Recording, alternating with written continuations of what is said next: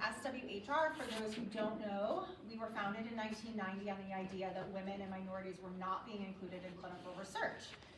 Today, we are dedicated to advancing women's health through science, policy, and education while promoting research on sex differences, which we're going to talk a little bit about later, but I also think it's something to note because we are just a few days away from Women's Health Research Day, which recognizes the sex as a biological variable policy of the NIH.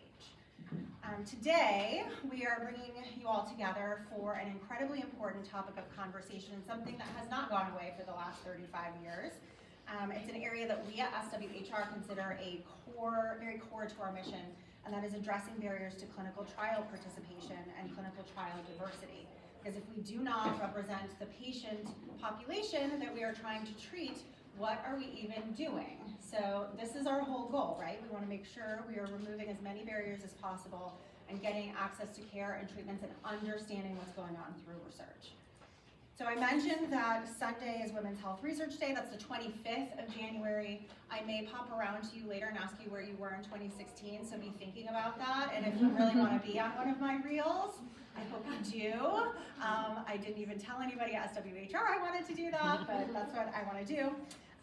But I want to tell you a little bit about the timeline. So there's a long history of exclusion and underrepresentation of women in clinical research, and that's led to the women's health gap. It's also led to gaps in scientific and medical understanding of women's health. And as an example, in the 1970s, FDA issued guidance excluding women of childbearing potential from participating in phase 1 and phase 2 clinical research, a policy that was not rescinded until 1993. It also wasn't until that same 1993 NIH Revitalization Act was passed that women and underrepresented minorities were required to be included in NIH research. Not accounting for women in research can lead to ineffective or even harmful treatments for women, as women may experience different drug efficacy and side effects as compared to men. As it turns out, men and women are different. I know, I always say that and I always make a reference to like, well, just ask my husband, our brains are very different. Things we know, but we are still learning, right? Although progress has been made, gaps persist in sufficient inclusion of women and diverse populations in clinical trial studies. And today we're going to talk about bringing a variety of perspectives and expertise to that conversation. So I'm delighted to have you all here. I'm going to introduce you in just a second. I want to quickly just acknowledge Dr. Janine Clayton, who's sitting right here. She's actually the architect of the SAB policy. And you'll hear from her tonight. I also want to thank Congresswoman Clark for sponsoring today's briefing. We're very grateful to her because without her, we would not be able to be literally in this room. And also, I'd like to thank Organon for supporting this program and today's briefing. So before we get to our yes, thank you. Let me introduce our distinguished panelists here. I have Olga Lucia Torres, who's a founding attorney at the Bronx Defenders, and after recovering from a brain injury, she later pivoted to health law at the Medicare Rights Center and then to patient advocacy. She served as the inaugural Northeast Region Advocacy Chair for the Lupus Foundation of America and is a member of the Patient Engagement Collaborative, a collaborator with the Patient Advocate Foundation, and a medical advisory board member for Hear Your Song. Olga now teaches in Columbia University's Narrative Medicine program and chairs the Multicultural Media and Correspondence Association Board of Trustees. Her writing on healthcare, disability rights, and BIPOC issues has appeared in the New York Times, New York Daily News, Next Avenue, and other publications. Her own lived experience informs her work, and I'm really glad that we're going to be hearing from her. Sitting next to Olga is Dr. Erin Pollack, who is the chief of the Obstetric and Pediatric Pharmacology and Therapeutics branch at NICHD. I noticed we put NICHD in there probably to save you from saying the Eunice Kennedy Shriver National Institute of Child Health and Human Development, where he leads a national research portfolio advancing the safe and effective use of therapeutics for pregnant and lactating women and children. Under his leadership, OPPTB has strengthened clinical pharmacology, guided science policy efforts under the Best Pharmaceuticals for Children Act and PREGLAC, and launched major initiatives including the Maternal and Pediatric Precision and Therapeutics, or IMPRINT Hub. He's led cross-agency collaborations, authored 37 peer-reviewed publications, and is recognized for building national-scale multidisciplinary research resources.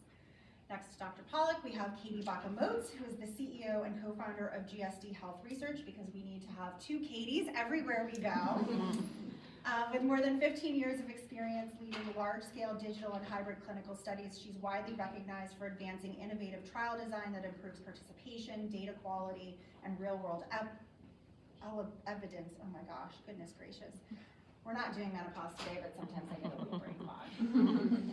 She previously co-founded the Scripps Research Digital Trial Center, where she spent more than a decade leading large national digital and hybrid studies, including leadership roles within the NIH All of Us research program and the launch of initiatives such as Detect and PowerMom Consortium. Her work contributed to the early adoption of remote enrollment, participant-mediated data capture, and technology-enabled research conducted at a national scale. So, very well qualified row of panelists here, and I'm going to kick us off and then I'll have a seat, but we'll start with Olga and work our way down.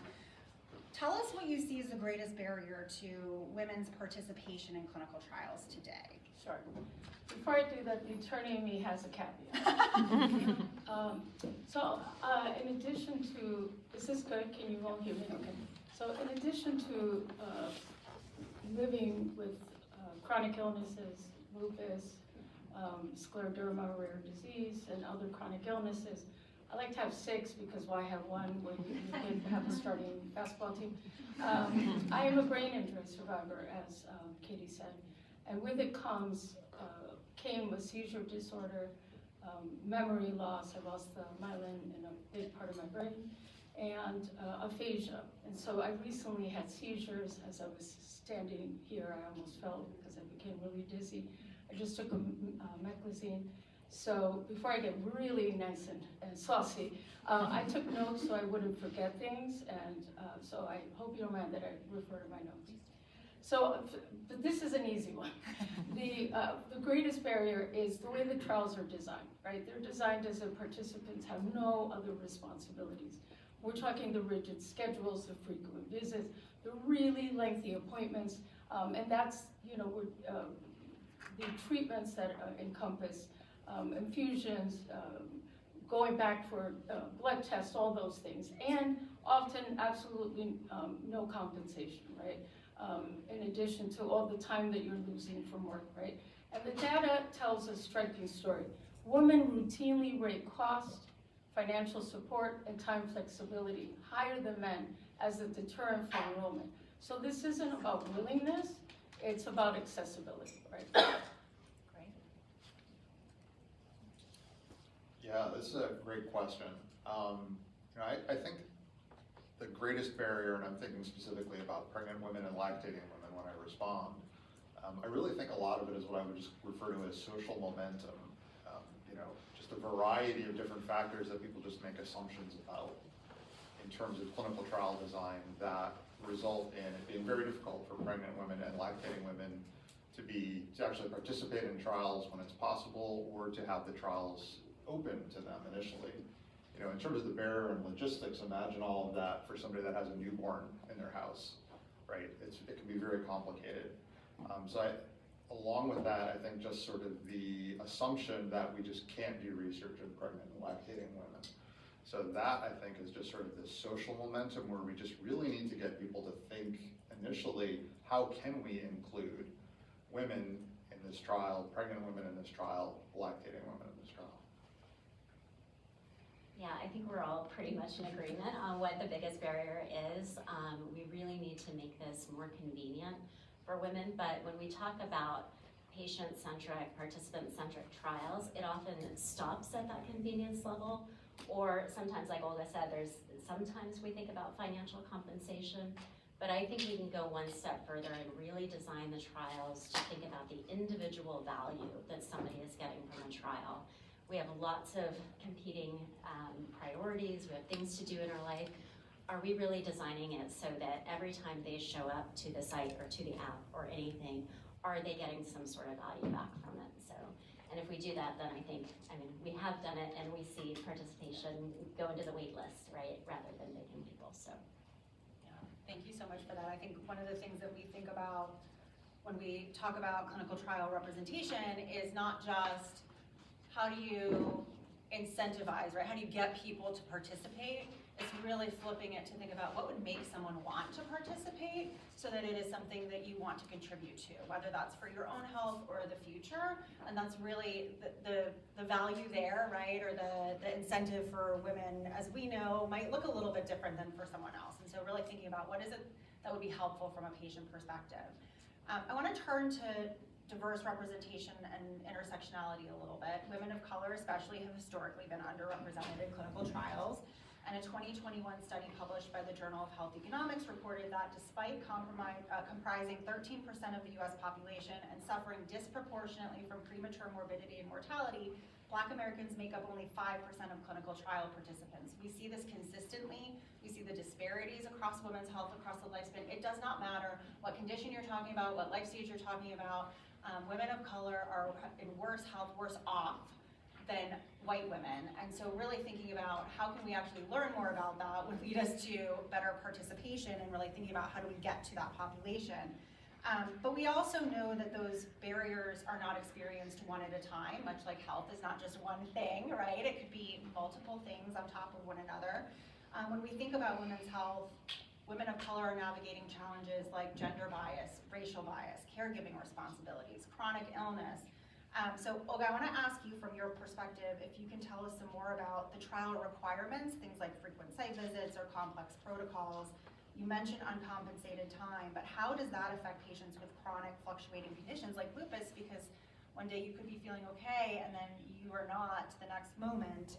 So how can clinical trials and recruitment be designed differently to reflect those true realities? Sure. So you queued me up perfectly. And we didn't plan it.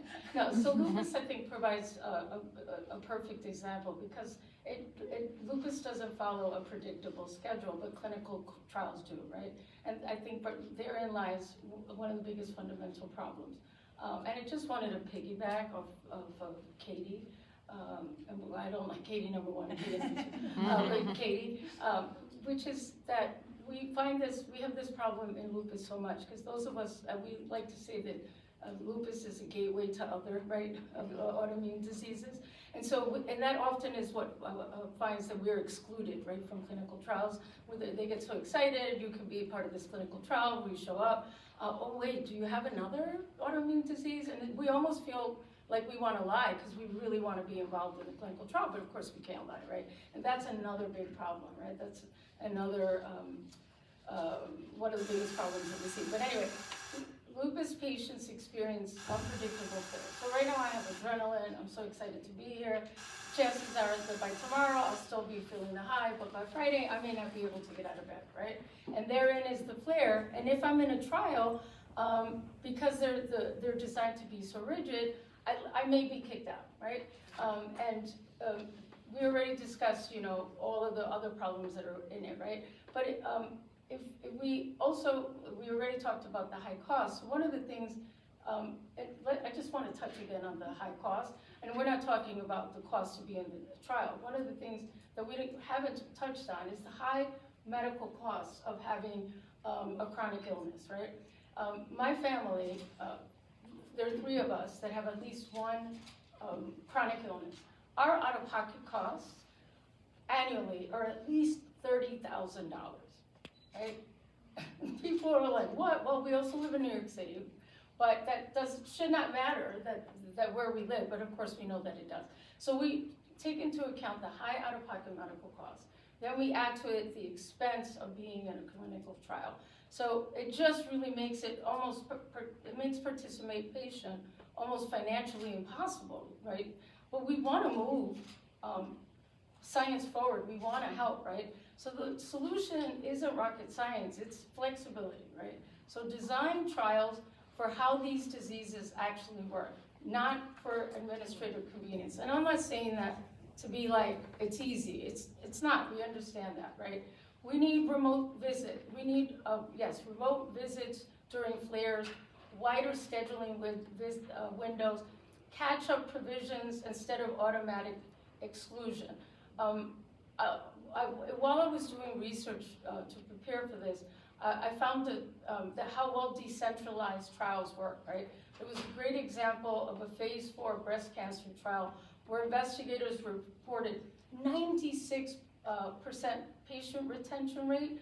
That's about 30% higher the improvement from a typical site-based oncology trial. And as someone who lost my mom and my grandmother to cancer, I just was blown away, right? My mother was able to stay in 2 trials, but was kicked out of others because she was so sick. And my grandmother was just like, oh, the hell with them, right? Neither my mom or my grandmother were born here, but she's like, well, I can't make it by then. I don't feel well enough.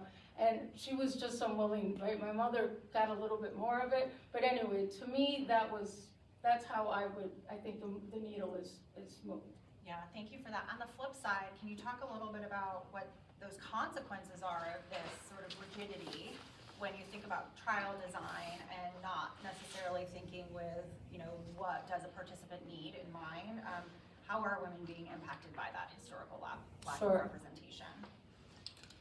So I see 3, I tried, I could be here for like an hour, but I tried to put it into 3 clear that I think of as very devastating ways.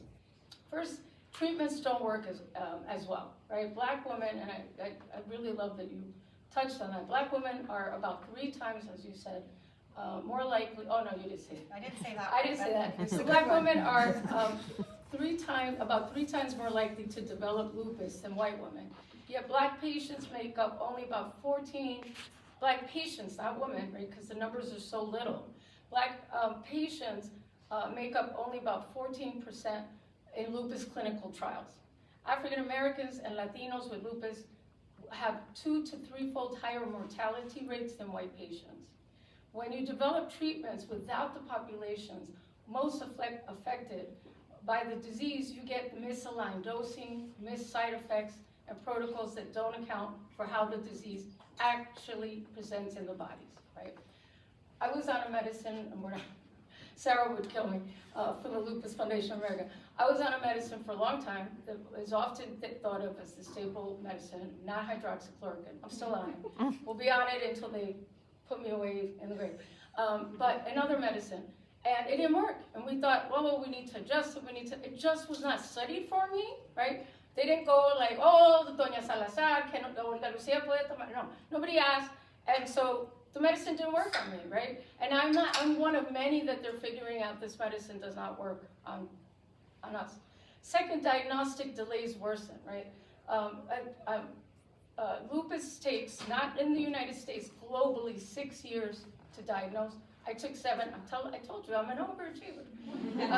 About 50% of lupus patients report being initially misdiagnosed, and 55% of those patients saw at least 4 doctors on their way to getting diagnosed. Without diverse representation in research, diagnostic criteria, and treatment guidelines, treatment guidelines can miss how diseases present in those most affected. If you're not looking at how it manifests in me, then you're not going to be able to treat me, right? Again, back to black women with lupus die on average up to 13 years earlier. And I wish I was up there because I would be like 13 years without, right? You can, whatever you want to do. Right. You've got a hammer at home. This is 13 years earlier than, look, I have my daughter here and I tear up, right? I cannot imagine leaving her 13 years early, my husband, on and on, right? Now my career, I mean, it's not funny, but you get what I'm saying, right? I mean, it's like the numbers are mind-boggling. 13 years earlier than non-Hispanic white women with the disease, and black women under 55 with lupus have stroke rates up to 7 times higher than their healthy black peers who don't have lupus.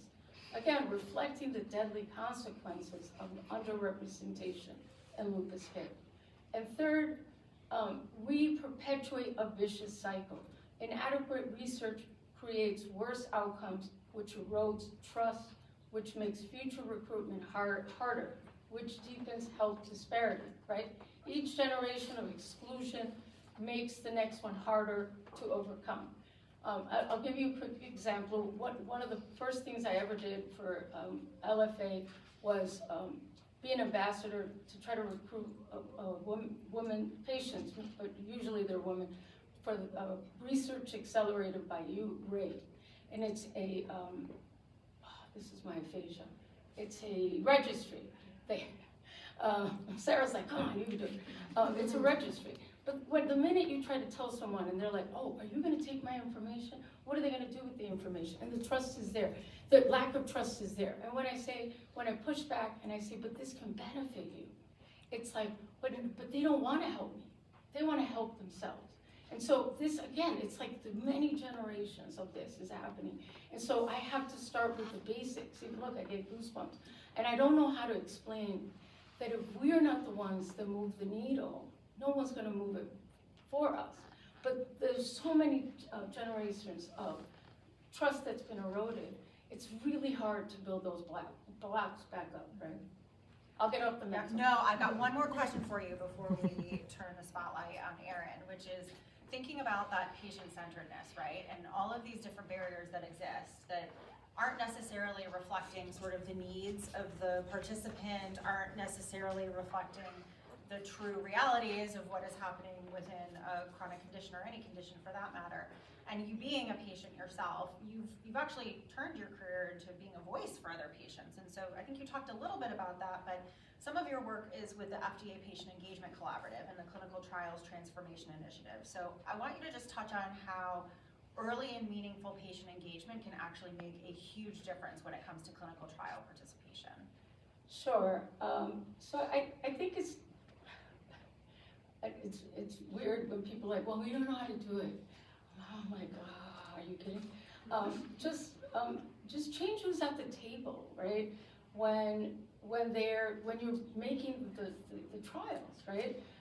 First, co-design, not consult, right? Don't make it and then be like, come, give us your opinion. Well, by then it's too late, because when I say, well, this isn't gonna work, oh, it's too difficult to change it, right?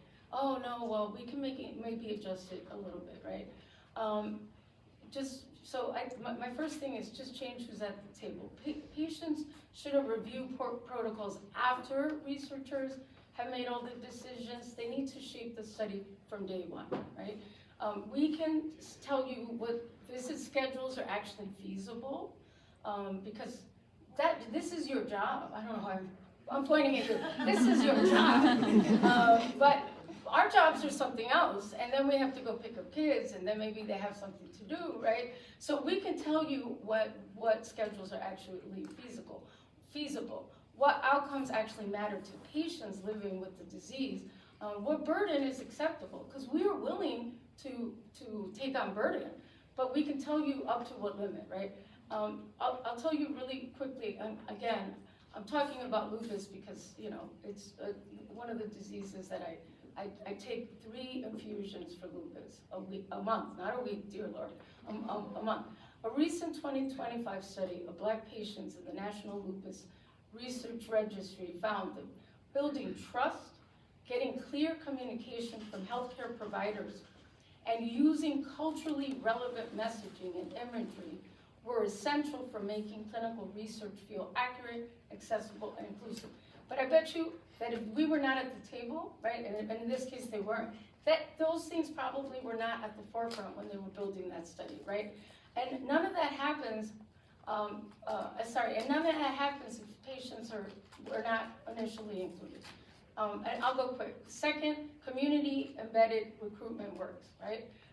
We know this, I'll go quick. And my third one is build adaptive protocols, right? I think that's really important. I think the Lupus Foundation of America's Impact Plus program trains rheumatology nurses and patient navigators and uses peer-to-peer education to address the specific barriers Black and other BIPOC patients face in lupus trials. I think all of those points are fantastic and really get to this idea of personalized medicine, right? So really building a community trust ahead of time, not when you're coming in and saying this is what we know what's best for you. You want to actually hear what the challenges are related to their lives. What you mentioned so many of them, which I think are so important, particularly when it comes to women. Things like childcare, time of day, location, how are we going to get there, time off from work, etc. All of these things are really important. And I think you're right. If people who are designing trials come to a patient at the end to just say, we'd love your feedback on this, and then are surprised to hear that the feedback is negative, that's not gonna get us anywhere. So really baking it into the system, and I love that phrase, co-designing. And to me, I wrote it down because it's something that I think is really important to continue on. So thank you for that. I want to pivot into that pregnant and lactating population that you mentioned earlier, and this is something that SWHR and many others in this room have been working on for a very long time. Personally, I've been doing this since I was pregnant with my third child, and he is going to be 13 this year, so that seems like a long time, although many others have been working on it for longer than me. But this idea that we don't really know or haven't traditionally known what's safe and effective for use during pregnancy or breastfeeding. And this really came about because women were either deciding themselves that they were going to take themselves off of medication that they needed to manage a chronic condition, or not breastfeeding because they did not feel that it was safe without having a conversation about what the data looked like. So there's been a lot happening since then, and I think that's something that we definitely want to talk about, but issues like fetal risk, liability, the ethics of it, regulatory uncertainty have really led to this default of exclusion, even when populations have very clear and urgent medical needs. And actually, not to like hone in on lupus too much, but that is an area where we hear often at SWHR about women who might want to or wish to build a family but aren't sure if they can and aren't having those conversations. So it's really important that this research be conducted, and we know that there are ways to do that. So Dr. Pollack, I want you to talk about, from your perspective, some of the real world consequences of that historical exclusion. Yeah, I mean, there's a huge amount of real world consequences, and I think that really filters down to the clinical decision making. You know, without appropriate, rigorous information around medical treatments, women and even their clinicians have to make decisions in the absence of that data. So what happens is a woman has to make a decision to take a medication or not. And we know that sick women get pregnant, pregnant women get sick. You know, this definitely happens. So some of the results of that are that somebody may be untreated with the medication, their disease may progress. That's definitely going to affect the woman, that may affect the child. When we look at a lot of diseases, it's very clear, like for depression, severe untreated depression has negative impacts on both the mother, the child, the family, right? So that is one of the main real world things that happen. You know, one of the other aspects of this is what happens if somebody, you know, really has to take a medication for a particular condition. You may not have the best safety or efficacy data around that medication. So in the absence of that data, and you know, ideally we want approved labeling information at the Food and Drug Administration, fully approved. In the absence of that, people have to make that decision. And very similar, and you know, I'd say even less well studied, is lactating women. So women may be making decisions about not taking a medication when it may be perfectly acceptable to take that medication while breastfeeding. And conversely, you know, we would want to know if the medication has some adverse effect to the child or to the woman's milk. Yeah, and I think that's something that we don't necessarily always think about. And to your point about severe untreated depression, back in 2013, there was a story in the New York Times Magazine about a woman who had major depressive disorder, was 6 months pregnant, had made this decision on her own to take herself off of her antipsychotic medication and had jumped out of a skyscraper in New York City. And so that really is what led to a lot of this conversation surrounding how we can do better in this space, and this idea that sick women get pregnant, right? There are conditions that you would need to manage during that time and during breastfeeding. And then pregnant women do get sick, and they have conditions that might need to be managed during that time. So I wonder if you could maybe double click a little bit into why this has happened, sort of like the primary factors driving the exclusion, because I think it is important. Some of them are very real, and some of them are, maybe in my opinion, not so real, but it's easier to say no to. But things that are related to sort of the scientific issues, regulatory issues, or ethical issues, and I would say on the regulatory side, I think we're light years from where we started in the conversation, so there are lots of things happening there. But I wonder if you can just touch on what you think are sort of the most misunderstood or overstated issues when it comes to this inclusion. Yeah, I think those three are really good to look at: the scientific, regulatory, and ethical. And I'll start with the scientific. I actually think that's perhaps the the smallest barrier. I think that we do know a lot more about how we can scientifically and appropriately include pregnant women or lactating women in clinical trials. I think it's more of an application of those methodologies. How do we get more people to use those approach and recognize them? And that gets to sort of the social barrier view or the presumption of exclusion that gets brought up. Additionally, one thing we absolutely have to do is understand about a medication as much as we can before we would go into a pregnant woman or a lactating woman. I mean, that's clear, and that's one of the ethical imperatives. The NIH and the FDA are focusing on novel approach methods or novel alternative methods. There's a lot of different terminology or NAMs that I think have a lot of potential to get us better scientific information. So it's a matter of applying that and using those tools. Ethically, I actually think that's perhaps the most understood or misstated. I think we actually have the huge ethical obligation to study drugs in pregnant women and lactating women, and that is a ethical obligation both to the woman and to the child, and I'd say to future generations of people. So I think the idea of protecting women from research, I think we've really moved beyond that. I think that's something we've made a huge amount of progress on. On the regulatory side of things, we've also made some progress. Certainly the idea that you just don't include even women of childbearing age, that has been moved past. So I think there are definitely a lot of things that need to be done to advance the regulatory landscape. Several of those were made by the Task Force for Research specific to pregnant women and lactating women, which was mandated by Congress. And I think in terms of the regulatory barriers, really empowering the FDA to work with sponsors of new drugs so that they can collect that information and design clinical trials so that we can include pregnant women and lactating women as soon as possible. I think the other one, which Katie didn't mention, or you did mention at one point, was the liability. And I think there's a lot of perceived liability when there's not necessarily real liability. And when I refer to liability, it's really kind of that financial, legal liability that comes up. And the National Academy of Sciences, as directed by Congress, conducted a study to look at what the real medical liability, legal liability is around including pregnant women in trials.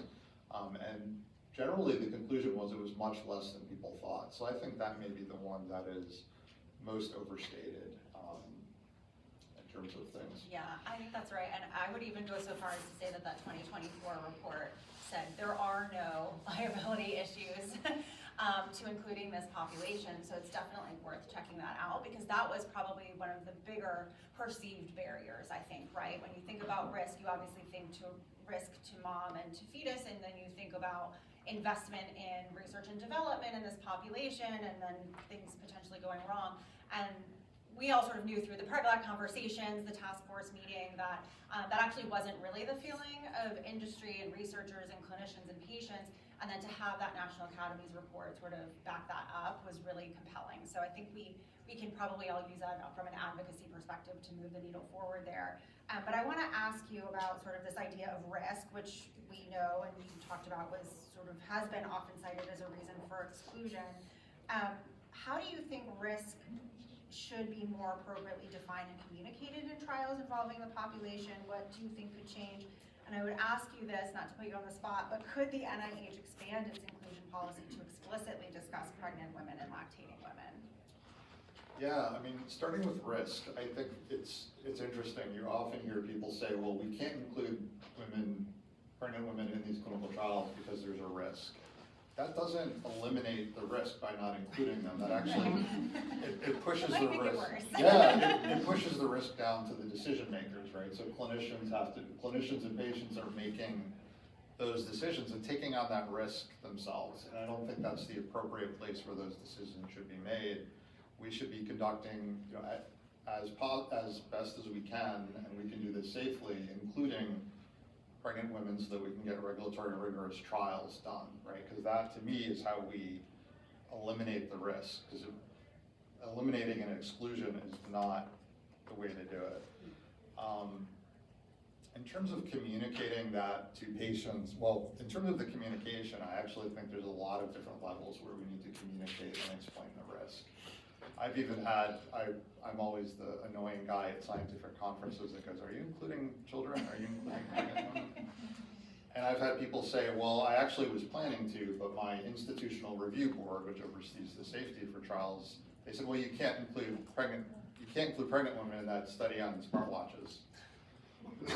That's just Too risky. yeah, but it's just that By the way, initial. they're all probably wearing them. Smartwatches? Yeah, no. Put me in there. Tap me in. It's just that it's that assumption that we should not. We just don't include pregnant women, and people will even come up with a rationale. Well, what if she gets a result and it gets her nervous? I think we can give a lot more credit to women. So I think to move from that default presumption that we exclude women, it's going to take a lot of education. So I think, and this came through in the PregLac task force as well. I think one of the strongest things that could be done for that would be if the NIH were to have inclusion tracking for pregnant women and for lactating women, because what that would result is a sea change to the biomedical community, and the NIH is the largest biomedical funder, to actually think, well, why am I not including these populations? And it would therefore create an environment where IRBs would have to really think about this more frequently. Study sponsors, academics would have to think about this, scientific reviewers would. So I think that could have one of the biggest positive effects. That certainly is a lot of effort that involves a huge amount of changing of NIH forms, so it would have to be really thought through, but could be very impactful. Yeah, just to give you all a sense, back in the 21st Century Cures Act was passed in 2016, so PregLac was starting to be implemented in 2017. Part of that process was figuring out how much research at the NIH is happening in pregnancy and lactation, and guess what? There was no code to track it before then.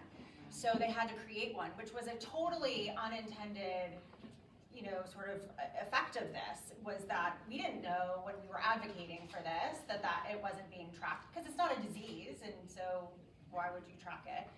We do now, so we have a benchmark for it. Likewise, menopause, life stage was not being tracked until just a few years ago. So that's sort of where we're starting from on some of these areas, which is further behind, much like all of this women's health research is further behind than it probably should be, but we're making progress on it, and I do think that's something for us to kind of take away, is think about how can we help researchers understand why it's okay to consider these populations and why you might want to when you're thinking about your trial design. So thank you for that. Katie, it's your turn. Let's talk about digital innovation a little bit as we look at ways to improve women's participation in clinical trials, and we just talked about, I'm wearing all the things, tracking everything, still not sleeping well, it's fine. It's not yelling at me anymore, so that's good. But when we think about digital tools, they're obviously becoming more important part of the conversation. So when you think about just beyond wearables, things like remote monitoring, decentralized trial visits, I think there's some real hope here when we think about the role of digital tools in clinical trials. So I want you to maybe talk about how trials are designed and conducted when you think about this, just to sort of lay the groundwork for everybody. Yeah, sure. I think when we talk about digital and decentralized trials, our mind goes immediately to the technology piece. But it's more core than that. It's really about shifting how and where research is conducted.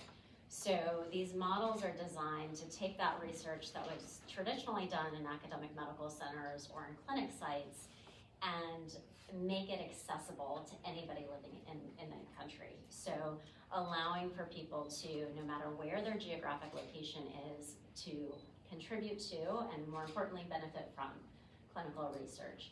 So I think, we talked a little bit today about, the barriers, right? Thinking about, I gotta get childcare, I gotta take off work, I gotta go down to the city, I gotta pay parking, I gotta get an appointment to go in and do some of these simple procedures for clinical research. So digital and decentralized makes that a lot easier. We can take things like blood samples in the home, we can take saliva samples, other biosamples at your convenience after you've consented to contribute these data in the study. So it improves the accessibility, it reduces the barriers to participation, and the other aspect of it is it changes the type of data that we can include in clinical research. So Katie, you just talked about Oura rings and smartwatches and everything. So we can think about continuous data, right? If you're studying pregnant women, you have this episodic, like every time they go into the clinic, you can capture some data. What about the rest of their life? What about their resting heart rate? What about their sleep, their activity, their gait? I mean, all of these things contribute to the way that we learn about disease. So the additional benefit of it is you can think about different types of data, continuous data that will help drive the science forward. So it's interesting thinking about that because you would want to get a snapshot of what people are like in the real world, and not just the real world evidence, but also sort of what are the conditions under which they might experience their health and well-being. So I think that's super interesting to think about it that way. I also am wondering if you can touch on sort of what about the other side of it, as sometimes most of the time technology moves faster than science and research can keep up, and so are there unintentional consequences or barriers that might pop up as a result of sort of using all of these things that maybe we weren't thinking about? Are there guardrails we need to think about this on top of things like digital literacy, disability language barriers, et cetera? Yeah, and I think that's a good point. We have to keep that in mind that, I mean, improving the accessibility, you really have to think about smart design the way that you do these things. So I would say first, just because you're using decentralized or digital trials, it doesn't mean there isn't a human in the loop, right? You talked a little bit, Olga, about community-based research. This means that, you know, if you don't have a traditional site or a PI, that you can go out to trusted researchers, trusted community partners. You might get help going through this process of learning about the study, enrolling in the study, but it's done in a way that anybody can contribute, right? The consent process, the enrollment process is done digitally, but that doesn't mean you have to do it yourself. I think I'm the only person on the panel today to mention AI, but I'll just throw it in there. There always has to be somebody to do it, I right? know, I'll be the first today. But when it comes to language barriers, I mean, we're finding you can translate into any language that you want, or you can slow things down, you can do it in different ways, and I think that's really exciting about, you know, you don't have to communicate it the way that, you know, one size fits all. You can make this easily accessible for everybody. Yeah, can you touch a little bit on that idea of trust? I know, Olga, you talked about that, and you just mentioned sort of this idea of like making sure there's human involvement, but when you think about it from a behavioral science perspective, what is actually driving trust and sustained engagement in clinical research? Because we want to make sure that it's a culture of, right, engagement and participation. How do we make sure that happens? Well, Olga talked a little bit about this, where we need to start, and it is bringing the right people to the table from the very beginning, right? We shouldn't be designing for other people, we should be designing with everybody at the table. So that's kind of the first layer. The second layer is really on the researcher side. You need to have the safety, the privacy, all of the processes in place to keep people's data safe, and especially women's health data. I think that's important. But the behavioral science of keeping people engaged, I don't think this was in my intro, but before I got into clinical research, I was a behavioral scientist. I was working at places like Disney Research. So I'm always trying to tell the team, okay, how can we make this magical? How can we make this really great? And they're like, this is research. But I think if we get closer to that, we are gonna have sustained engagement and participation. So since we have a little bit of time, I'll give you just a quick example. And the PI, my co-founder, Ed Ramos, is in the room, but we just published a metabolic health study. So what does this look like to create that value at every step of the process? It means we're not just gonna throw like a 20-page long form consent at you, but put on a device and say, okay, now it's digital. No, we're gonna take out the most important pieces and we're gonna explain it to you like we would explain to a family member. Here are the key things, here's the expectations, here's what you're gonna get out of this, here's what we're gonna get out of this, here's what we're hoping to find. And then at every stage, there's value. So when somebody connects their electronic health records, they can see their records in the study app, so they can use it for their own benefit. When they start to share data with us, we give them their data back, so their genetic information, what their microbiome says. I mean, that science is pretty new, so that one took a while, but they get those results back. There's also a point system where they can earn financial rewards during the course of the study, making it valuable for them to come back, contribute more data. And then I think most importantly, what we found in that study, and this was a metabolic health study where we were looking at pre-diabetic, population, but they were able to, with their continuous glucose monitor that they got as part of this study, couple that with nutritional intake. So they'd go in, and when they said, oh, I ate a banana for breakfast, they could see what their sugar levels and their blood glucose was doing. And then the next day, maybe they ate a piece of toast with avocado. Do I see the same pattern? So it's that individual value back during the course of the study that provides that sustained engagement. Gosh, so interesting. I feel like we need to explore this more. I want to do a very quick lightning round, and we'll start with you, Katie, and work our way down. But if there's one thing you want to leave our audience with today, we have a wide array of people here from associations, congressional staff, etc. What do you want them to take away from this conversation? Well, I'll move away from just participation, because this is one of my big things I'm into these days, is how do we start to create that added data layer for women's health research? So we have all of this multimodal data, genetic data, health record data, PROs. But how do we start to collect hormonal data, cycle data, time of menopause, and really get that into medical records and get it into research? I think it would unlock huge discoveries. Yeah, I think, perhaps the single biggest thing is for pregnant and lactating women is really shifting away from this presumption of exclusion and move to a presumption of inclusion unless, and there are many cases where it would be warranted not to include those individuals. And I think as it came up, having the NIH inclusion policy really address those populations, both pregnant women and lactating women. I try to avoid saying pregnant and lactating women.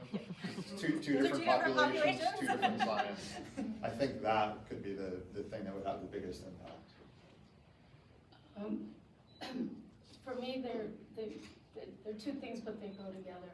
One is that patients are included at the table when these studies are being formed, and that the representatives from the study be people that look like the patient population. So when I show up, I want a Latina, I want a Black patient, because that's the patient population that has lupus, right? Then trust is garnered, and we end up with better results. Thank you. Okay, so I know we are short on time. I'm just standing up for a second. One thing before we get to probably the one or two questions we're able to take is I want to recognize Kalila in the back from FSR. Can you, if you don't mind, standing up and just talking a little about one of the things that the Friends of the Office of Research on Women's Health heard for the first time, I think for most of us, was at a meeting with Dr. Clayton about a policy related to FMLA, and I was hoping you might share that with the group.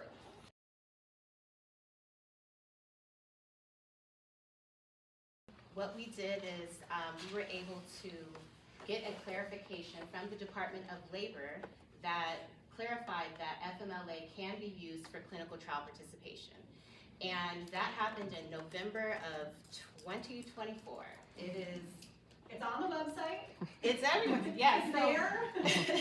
It is, and so I really want to, it really is an example of how important it is to focus on women, underrepresented populations. I'm listening to the statistics for lupus, same in sarcoidosis community. This all came from a campaign and initiative that we had, Ignore No More, focused on Black patients living with sarcoidosis. We conducted a survey with over 400 respondents, and workplace and job-related barriers rose to the top of barriers to participation. Side effects to clinical trials, how will that impact my job, taking time off, travel, all of those things. And so we wanted to do something that was feasible, something that we could really accomplish that would impact everyone. And so by focusing and really elevating the voices of those who were most impacted, had the highest prevalence, worst health outcomes, we were then able to get this clarification through the Department of Labor that opened the doors to clinical trials for 60 million eligible employees across the country. So we were really proud to be able to do that. We built a coalition of organizations, started with 27 members who participated in Congressional Hill visits to get this done as well. And we are still open to collaborating with more organizations. We'd love for you guys to join the coalition to transform clinical trial engagement if you're interested. And my last point is FMLA is not paid. So the next step that we did is we launched an initiative called Champions for Change, PTO initiative. And so we're partnering with corporate America, employers across the country, for them to provide paid time off for clinical trial participation. We now have 14 members strong. We're growing that as well. So I had a 1-minute pitch. I have to sit down now, but I just wanted to share that.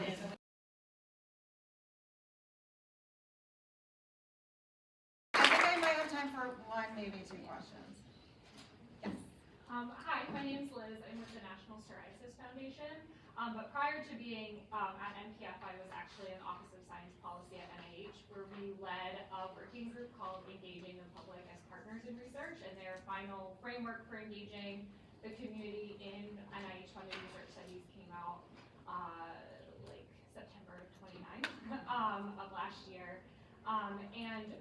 In the working group, one of the things that came up a lot was when to train scientists and researchers about the importance of patient engagement, because when we have spoken to scientists who are now faculty, they've already gotten NIH grants in the past, they don't know what it is, they don't see the benefit because they've been successful already in doing their science. So I'm interested in ideas from the panel on like, how do you train the scientific community about this importance and what benefits it brings to them, particularly when they're not just starting, when they've had success in this kind of old model? Yeah, I think it's a good question. I have 2 thoughts, and then I want everybody's opinions if you want to jump in. Number 1, the National Health Council has a Science of Patient Engagement Symposium every year. That is definitely worth going to. I don't know if there's anybody from NHC here. Oh yeah, okay, yay, excellent. So check that out. The other thing that I was going to say flew out of my mind, so I'm going to ask you guys if you have a thought, and maybe it'll come back to me. Any thoughts? Yeah, I have one thought, particularly from the NIH perspective, in terms of being a funder to grantees. I think the earlier we can get to people, and including this in fellowship programs, through the BPCA program, we run a pediatric clinical pharmacology lecture series and training program. But I think you've really got to get to the younger scientists. They're the ones that are going to be most open to understanding. I think it's when you get to the folks that, they've been successful for 20, 30 years, they don't necessarily think about changing what has been their successful formula. Yeah, I remembered what I was going to say, which was this is where we started with SABV, and how do we make sure that researchers are understanding that considering sex differences is really actually critical, and that although it is definitely easier for your trial design and your basic research to not have to look at hormone levels and menstrual cycles, it's actually not going to necessarily get you the answers that you need. And so really thinking about how education on the research side, and I think I totally agree with you, younger, but also really thinking about how do we educate those more established researchers to put that value on needing to understand that as well. Yeah, I agree, and also in any way that we can reiterate that we've done things really wrong in science historically, and then realize, oh, that's bad, we need to change it, right? So, just like, it could be baby steps, but it has to, the reframing needs to happen, right? How it happens, I think, is harder, but I think I agree, starting with the younger scientists. That's what the working group said too, Okay, all right, so I'm getting that, okay. Thank you all. I really appreciate you coming. I am going to wrap up very, very quickly and ask you kindly to get out so that we can turn the room over. But I thank you, Olga and Aaron and Katie, for all of sharing your expertise, your thoughts. It's really important. I will say a couple of things. Protecting women through research, not from research, which is one of our favorite phrases, is really important. Really making sure that you're listening to what patients need and what it is that they value and care about in research. And let's make women's health research magical.